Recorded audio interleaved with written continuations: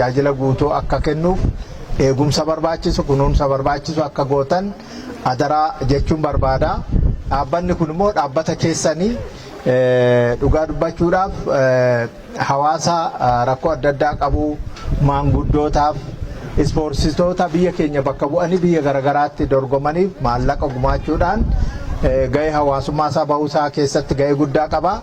Naannoodhuma sabbataa kanatti kana nama hojjete kun kan dhumaa ta'uu hin danda'u gara fuulduraas waan humni isaa danda'e isi wajjin dhaabbatee hojjechuudhaaf qophii ta'uusaa ibsa.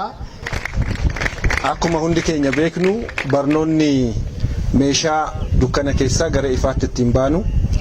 Dukkanni waan baay'ee qaba. Dukkanni akka namni hin qaroomne taasisa. Dukkanni akka badhaadhinni hin jiraanne taasisa.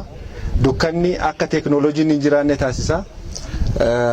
Namni dukkana keessa jiru misooma arguu hin danda'u. Kanaaf meeshaan guddaan gara ifaatti ittiin ceenu ifatti arguu dandeenyu barnoota.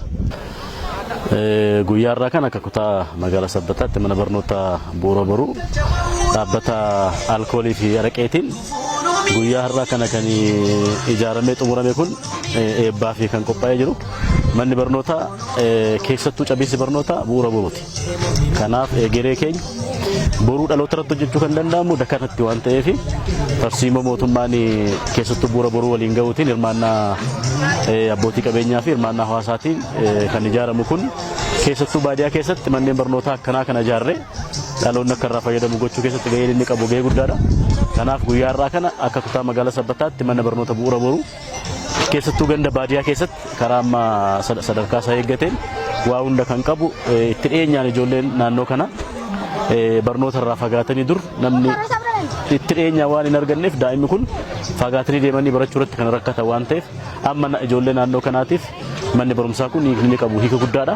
Kanaaf cabiinsa barnoota keenyaas kan itti suphinu bakka kana waan ta'eef guyyaa irraa dhaabbanni alkoolii fi araqee asitti baasii gara miliyoona 5 baasuudhaan ijaarsi inni gaggeesse kun mana barumsaa Bu'uura Boruu sadarkaa isaa eeggate.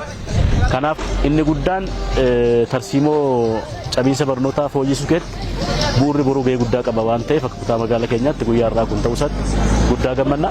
Kanaa olis abbootiin qabeenya qabaniin hawaasaaf deebisanii akka gumaachan dhaamsa dhaamna.